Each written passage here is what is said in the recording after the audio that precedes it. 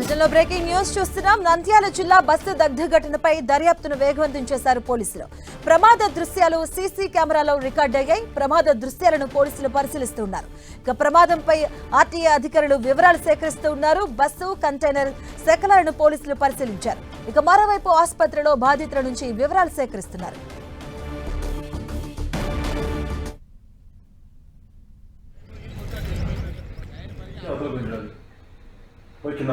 Correct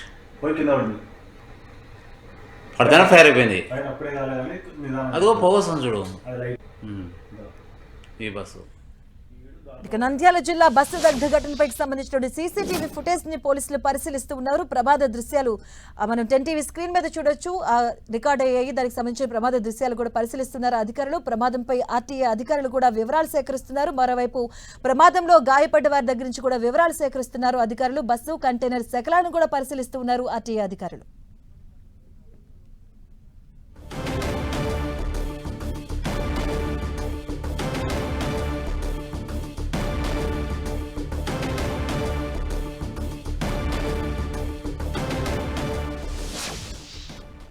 నంద్యాలలో bus ప్రమాదానికి సంబంధించినటువంటి ఆ దృశ్యాలు మనం 10 టీవీ స్క్రీన్ మీద చూస్తూ ఉన్నాం. ప్రమాదంపై వివరాలు సేకరిస్తున్నారు ఆర్టీఏ అధికారులు.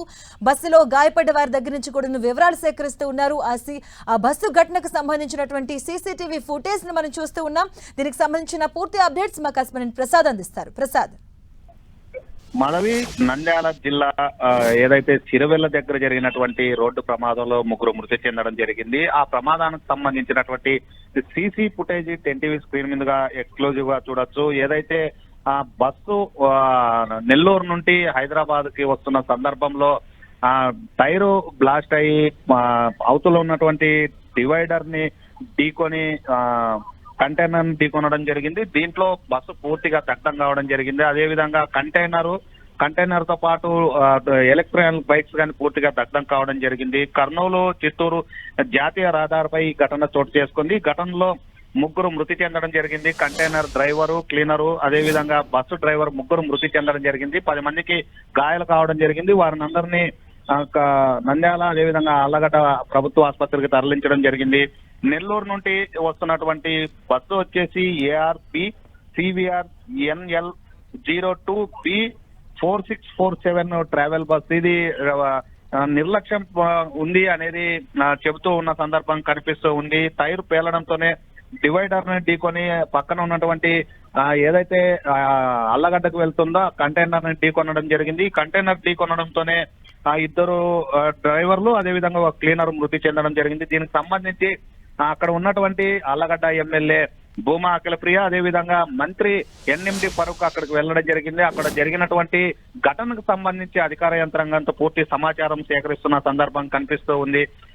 ఏదైతే క్లూస్ టీమ్ గా చేరుకోవడం జరిగింది. క్లూస్ టీమ్ కూడా ఈ ఘటనకు సంబంధించి ఎలాంటి చర్యలు తీసుకున్నారా దానిపైన కానీ పూర్తి స్థాయిలో దర్యాప్తు ప్రారంభించారు.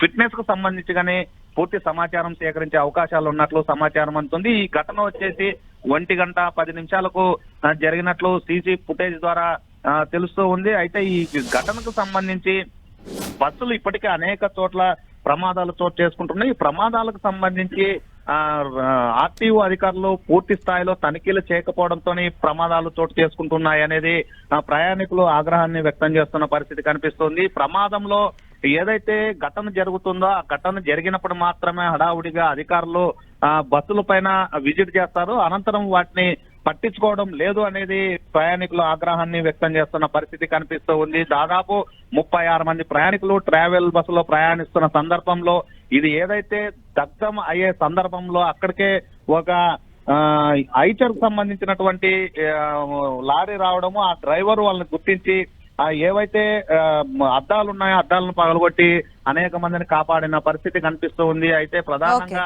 36 మంది ఎవరైతే ఈ ప్రమాదాలు చిక్కుకున్నారో వారందరినీ కాపాడిన పరిస్థితి స్పష్టంగా కనిపిస్తుంది. భవిష్యత్తులో ఇలాంటి ఘటనలు చోటు చేసుకోకుండా ప్రైవేట్ ట్రావెల్ బస్సుల పైన ఆర్టీఓ అధికారులు కొరడా జులిపించాలని ప్రధానంగా ప్రయాణికులు డిమాండ్ చేస్తున్నారు.